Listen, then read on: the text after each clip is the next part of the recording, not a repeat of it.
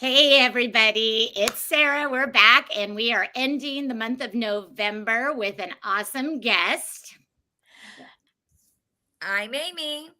And I'm Tara. Welcome. Just as a reminder before we meet our amazing guest tonight, we are live. And so if there's anybody who has comments or questions for our guest tonight, we invite you to post them. We'll definitely bring them up on the screen and ask to keep our conversation going. So, guys, we're so excited. This is where I love that social media keeps us in contact. Our guest tonight, Aimee Carlson, she was a senior when I was a freshman, and she was a super cool senior. So she was not mean to the underclassmen. She was one of the nicest people. And because of social media, I have seen her thriving in so many ways. She's doing so many cool things with her life. And I asked her immediately to be a guest. And I love that we have this connection on social media so I could see this and then she could share this with you. But Aimee, welcome to the show. Just tell us what you're doing. Tell us about yourself. Thank you. Thanks for having me. What am I doing? Well, I'll tell you, it really hit me when I turned 50 that some things needed to change.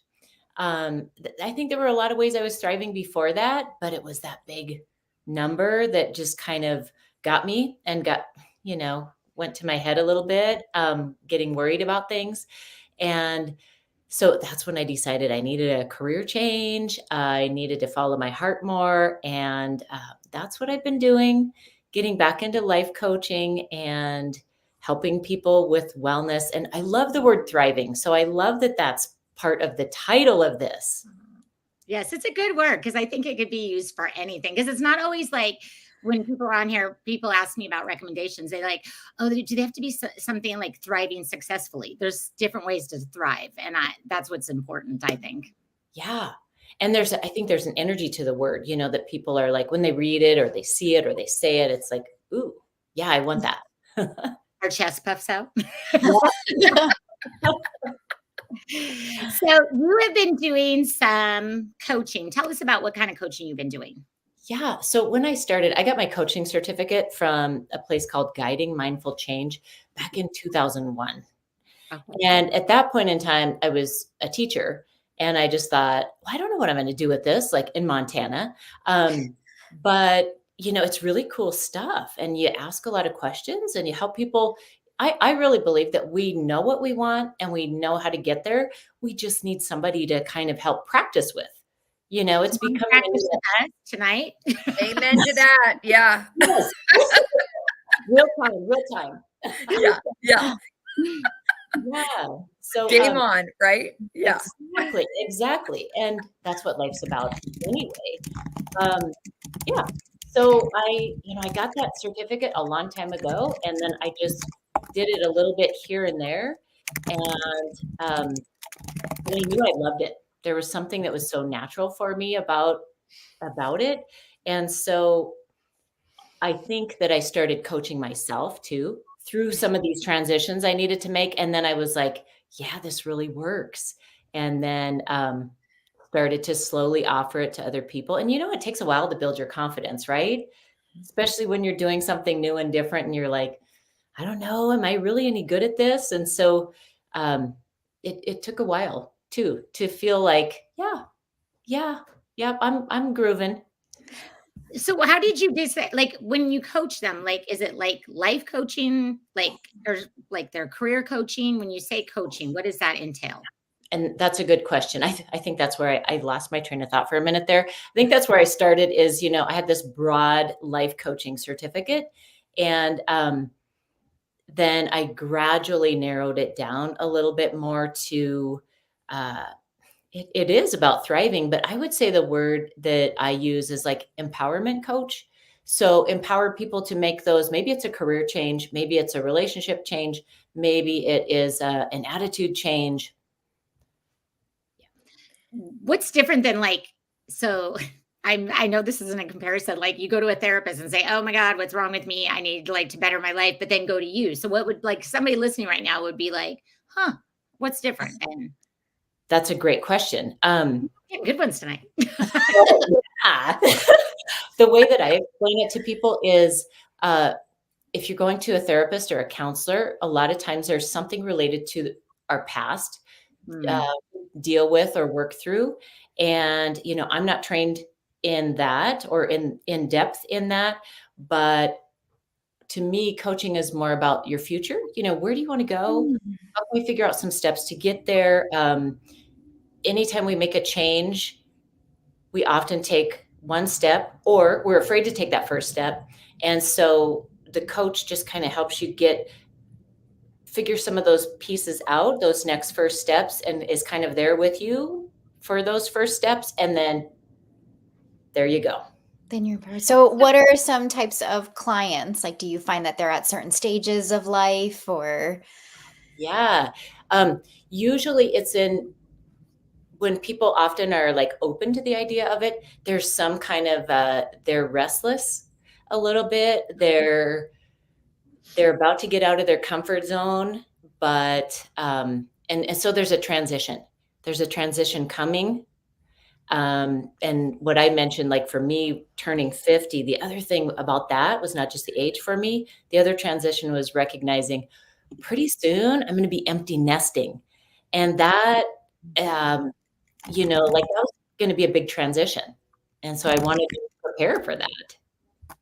So, Aimee, when you meet with your clients and you review kind of where they are, what their biggest hurdle is, what are some common themes that you see? As obviously some of our folks are watching this and thinking through, hey, I could really use somebody like an Aimee. How would that start? Like, what are some of the pivotal themes that you see in those that you consult and work with? Yeah, that's another good question. So kind of in that restlessness, it's like wearing a piece of clothing that you don't like anymore or doesn't fit you anymore. And it's moving out of something. I would say a really common thread is that in one way or another in life, we have conformed to something, which maybe worked for a while. And then we've gotten to the point where, we can't exactly put a finger on it, but it's time to figure out, wait a minute, maybe either my parents thought that was a good idea for me or, whoever, whatever, I kind of fell into this, like, oh yeah, I could do that. And then at some point it's just that recognition. There's more to me. There's more to life. I've been living a little bit small. How can I? And that's where they start to ask for help. How can I? And then we kind of work on that vision. How can I do this next thing? What would you say has been one of the biggest challenges that you were able to work through with one of your clients? Hmm. Yeah, well, one of them that has been so fun to watch evolve is somebody who was going through not just one life transition. Her son was graduating high school. She was also losing the home that she was living in, Mm, and she lost her job, like all of these things all at once. mm. And so when she came to me, all she could describe was, I just feel overwhelmed. I feel like I'm spinning. And, as we started to get down to, because I'll tell you this too, whatever we think the issue is, it's never that. Like that's the tip of the iceberg, right? And then you start to eat. Brilliant comment. It's a brilliant comment. You're right on the money. There's so many other underlying things that folks don't interconnect with, right? Or see. Yeah. And with your analysis and really better understanding what they're going through in their situation, somebody else comes in from a different light, right? Yeah, brilliant comment. Yeah. Mhm. And so with her, when we got down to it, it wasn't just finding stability. Obviously she needed some stability because everything was shifting. But what it came down to was financial. Like, okay, there were some limiting beliefs around finances and what was possible for her. And so now at this point in life, she's got student loans paid off. She now owns a home. She's, got the car of her dreams. And, it's not about the physical stuff, Right. but it was that money mindset that needed to shift for her to to get into that feeling of worthiness. That's a big aha. Thank you for sharing Yeah, that. Yeah. Wow. when you do that coaching, like, do sometimes you have people come to you and you guys are on a track for coaching, like some life future goals, but then does sometimes they get almost to that emotional point? Do you ever like go, okay, that's not my field to talk to you about that? Do they ever like start talking that like, Aimee, help me on this too? Yeah, exactly. In fact, I had someone not long ago that, and luckily, they recognize it too. Like, okay, now I need something beyond this. Oh. Yes, perfect. And so now we're kind of doing that in conjunction. So when you do you incorporate, I know you got your yoga. Do you do the yoga instruction? Do you like tie meditation in for people to work on in life? Is that like for stressful points? Yeah, I do. And a lot of times, like, we'll start a session like that, because people will come in and they'll think, okay, I think I know what I want to talk about. And I've done this myself too, because of course I need to work with a coach too, right? I don't just do it. I've got to walk the walk. And so you'll go into, most of them are by Zoom is how I meet people for sessions, but they'll think they're going to talk about something. We take a moment to just get grounded is what, we call it. Okay. Just feel your feet on the floor. Let's take some deep breaths. Close your eyes if you want to, but I'll just basically do kind of like a body scan with them. And then usually, once they open their eyes, they're like, oh, here's what showed up. This is what I need to talk about today. And it's totally different than what they thought. So I want to know about the sessions with these tools. Those are my deep therapy. Yes. Love it. Love it. Yes. Right on. Yeah. One of the benefits from working from home, right? My coworkers, they're really soft and cuddly. I love it. I love it. Aimee, what do you think because I do see so do you feel like you specialize more in the life coaching? Like, do people like to come for you, like help you with career choices, or where do you think you specialize the most? And then on top of that, what do you think that age group comes to you the most? Like what's that? Is it all the 50-year-olds panicking? 'Cause I would be there. Right. Yeah. I would say in general, I'll start with the age group. In general, yeah, it is right around that, right around their, late 40s, early 50s. Yeah. And of course I have some outliers, but this is kind of fun. I'm doing a group coaching right now, and the youngest person is 27 and the oldest person is 72. And that's been really fun because each person over time has said, like, I wasn't sure if I had much to add to this because of whatever insecurity they had. Yeah. The youngest one thought, well, maybe I don't have enough life experience to really add to this conversation. And the oldest one thought, well, who am I to, like, I don't know what's going on with younger people, right? And as it turns out, the conversations and the share of perspectives is so rich. So that was kind of an aside, but I would say in general, yeah, we're kind of like right in the middle of that is where a lot of the people that I work with. And then, okay, so the tip of the iceberg thing that they come to me for, that they think they're coming to me for, is, I would say, job satisfaction, like kind of a sort of career satisfaction. And, when it gets down to it, most of them are more legacy minded, like, what do I want to leave behind? What do I want to be known for? What do what? Their purpose. Yeah. Yeah. Gosh, that is so. Like, if somebody like right now, I know, and I want to talk about your she force. If somebody was like, "Oh, I'm liking what she says," what would somebody be asking themselves right now? Like, "Oh, I should contact Aimee. And why would they, like, where would they be in their life that they need your help exactly? So I'll speak for myself too, to start off with about when I have known like it's time. And then the fact acting on it is a whole other piece, right? Like there's the times that we know, like, yep, I need to do something. And then a lot of time can pass before we actually do it.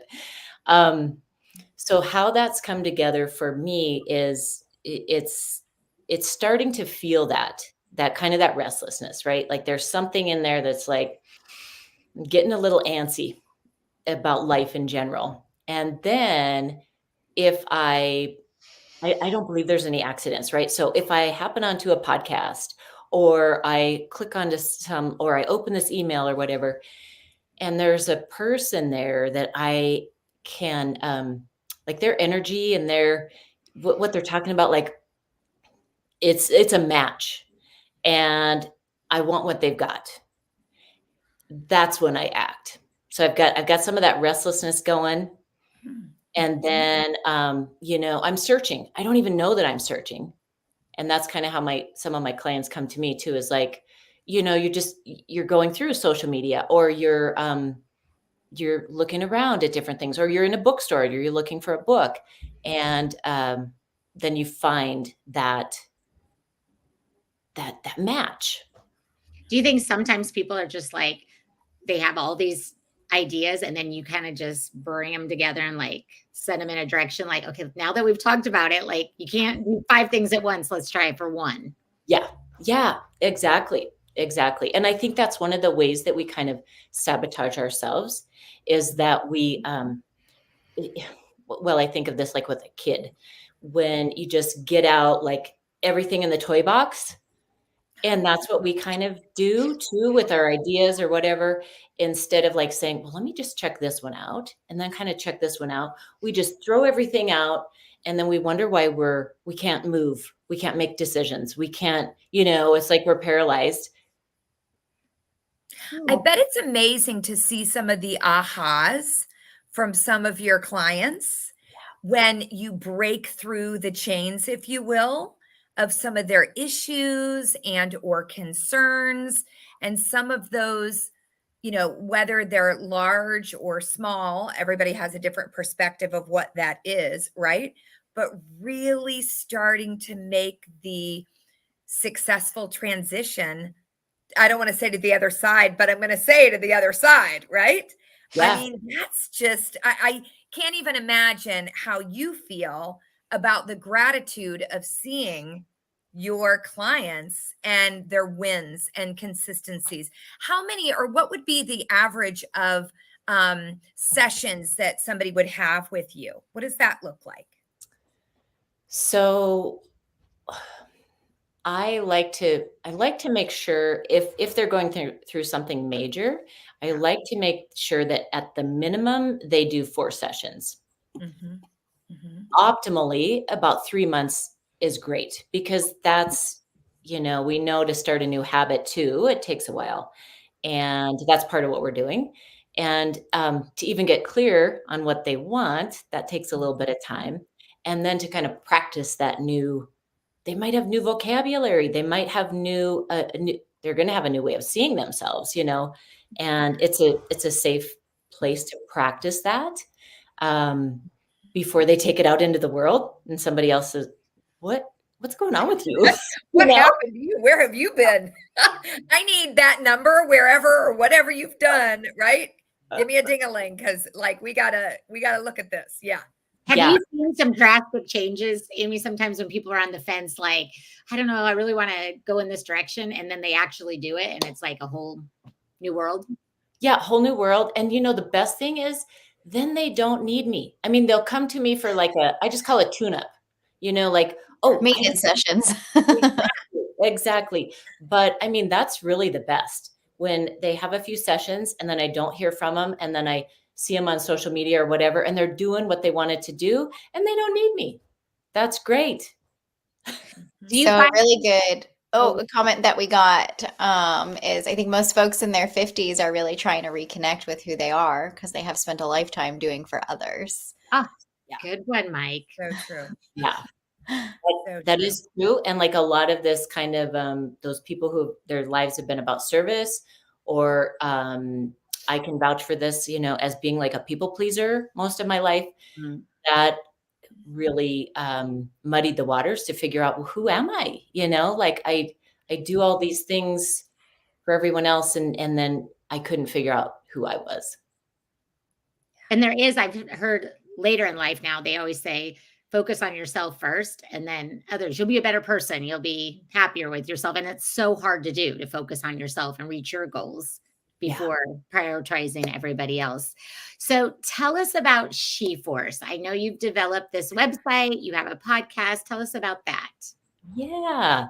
That the name just came to me one day of like, it just felt good to me. Like, this kind of like, that's the empowerment too. And so I started my business, knew I was going to coach, kicked off this website. And honestly, it took a while to kind of put the form around what it is and what I do. And along the way, you never do anything by yourself. And so along the way, I've met a lot of great people and sifted and sorted through a lot of things because as you probably know, like whatever you do, because of technology now, we have access to a lot of information.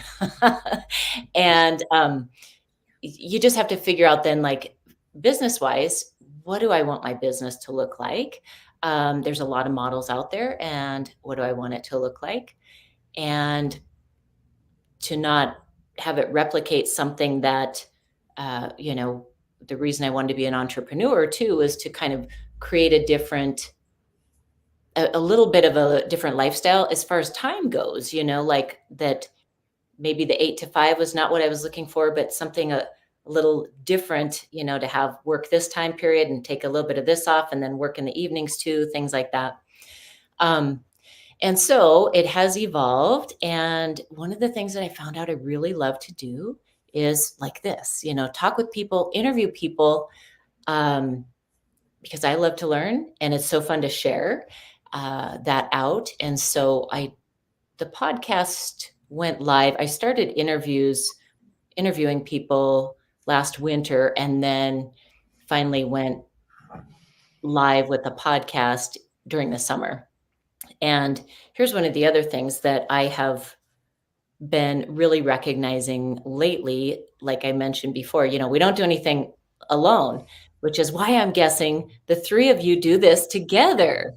This accountability, the fun, and all the different ideas that three minds have versus one. And so the first person that helped me in my business is the one who does my podcast. So I do all the interviews and then the fine details, like putting it together in an intro and outro. I don't, and so I have a friend that does that. She loves that. She loves that piece. And so now it feels a little more like a team and I have accountability. Thank goodness. So, Yeah, that's Tara for us. She does all that. Yeah, good stuff. Like I'm the IT guru. No, not a guru. That is awesome. So on the site, now I've seen that you guys do a book club, correct? You guys do books. Am I right on that? Yep. And so do you guys have like book discussions? I mean, because I'm an audio book reader now, so I like to say that. Yes, I love that too. Not a real reader, but I'm an audio book reader. But so do you guys have discussions about the books? We do. And the fun thing is too, is like, you don't have to read the book to come to book club because you get to learn things about it regardless. And then sometimes even like the group coaching that I'll do will have a book that we are using kind of as a framework, especially if it's a kind of a psychology book. And so then we can kind of dive into it and have our own discussions around it. And then again, have that support and accountability if there's changes that we're wanting to make. I like your book club. I don't have to read the book. I can just go. Well, and honestly, I mean, that sometimes is how you draw people into reading books, right? If there's a small flavor of the book that you can get somebody on fire about, right? That really speaks to them, then it's kind of like that. All right, well, maybe I should pick up the book and read the book.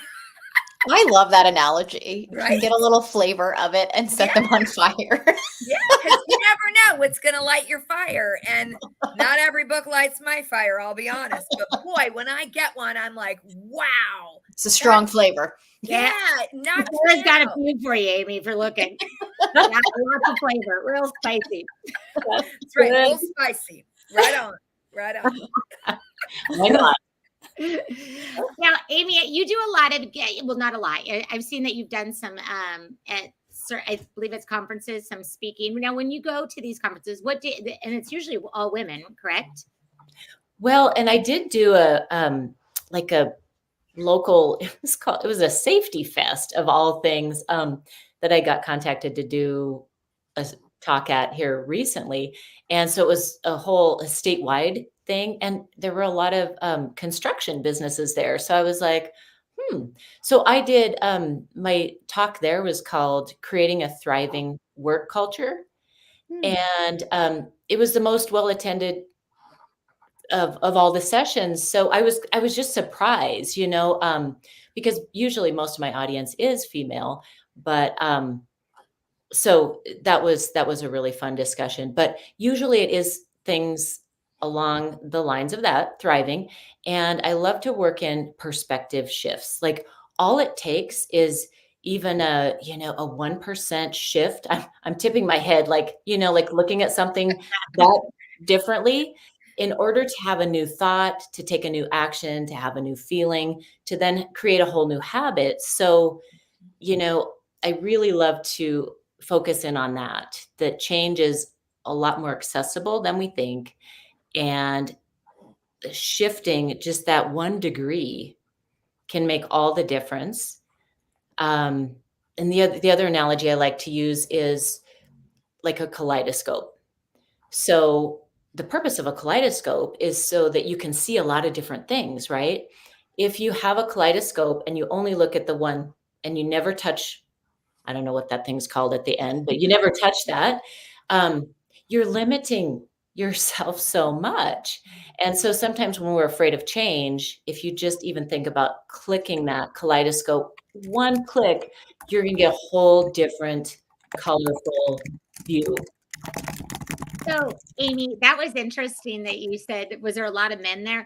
Like, do you have men that come to you? Because I feel like women are more open to different ideas or listening to like you or anybody else. Like, it's nice to have that other perspective. But I mean, nothing against men that are listening. I know Mike's listening right now. But do you feel do they have the same wants? Or do they come to you and talk to you about this?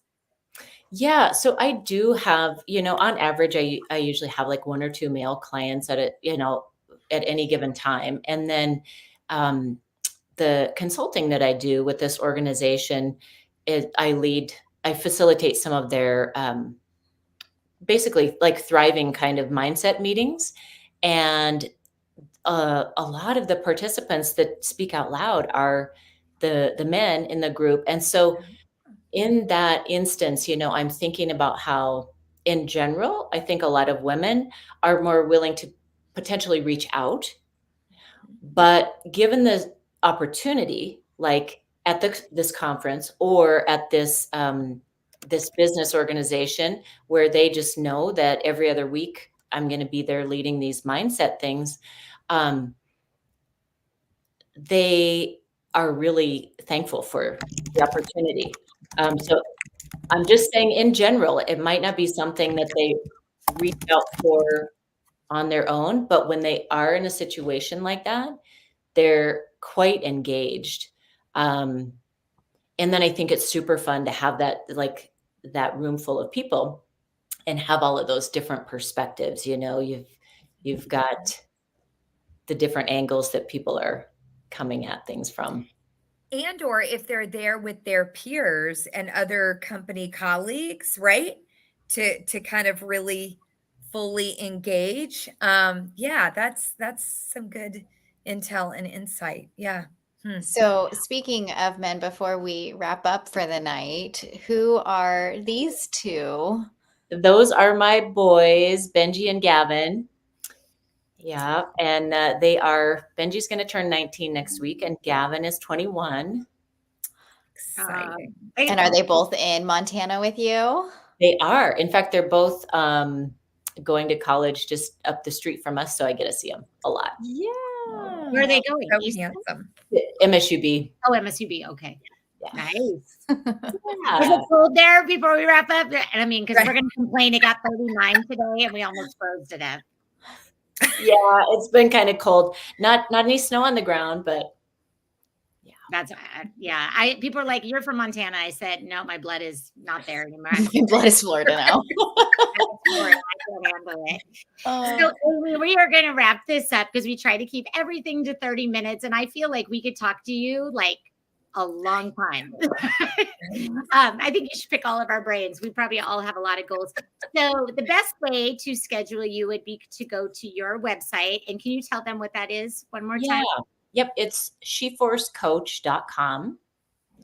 And then I was just going to mention quickly, I do have a Facebook group. I have to say it because it's like you, it's Thrive Daily. And I'm going to do something fun for December. Just do it different December so that people can go into the new year maybe feeling better than they ever have. So if that's of interest to you, that'll be going on in my Facebook group too.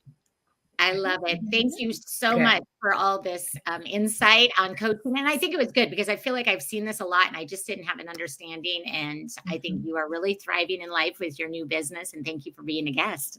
Thank you for having me. I'd love to have you all on my show. Oh, you can talk. You can That'd talk. be great. We're in. Thanks, Aimee. Oh, Aimee, thank you so much. And for everybody listening, we hope that you'll join us for our show next week where we get to connect with another fabulous Aimee Sizemore on December 6th. Bye, everyone. All right. Bye. Thank you.